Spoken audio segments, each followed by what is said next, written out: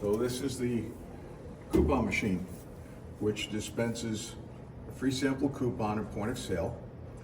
It also delivers a free coupon. And if the machine is out of samples, you still are able to hit a button and get a free coupon. The results of this is incremental trial of samples when this machine is by a point of sale piece in the food store, increased trial by 450%. The other angle that was a challenge was the filling of the machine with so many samples. You line the machine so that it could be loaded like a machine gun. All of the samples would come into a sleeve. They would be dropped in,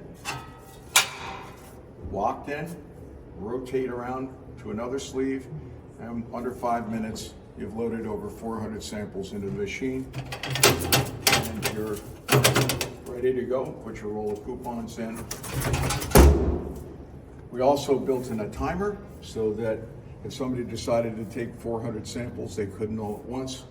There was a sample, there was a timer on there so that you were not able to basically empty the machine. You got a mechanism that allowed the machine to deliver a product sample every 30 seconds or so. Also too, we made the machine very safe so that you could take and not get your hands stuck in there. We have a little door here. Also, if you tried the sample, what happened to the garbage? We also had a garbage collection unit right here. There you go.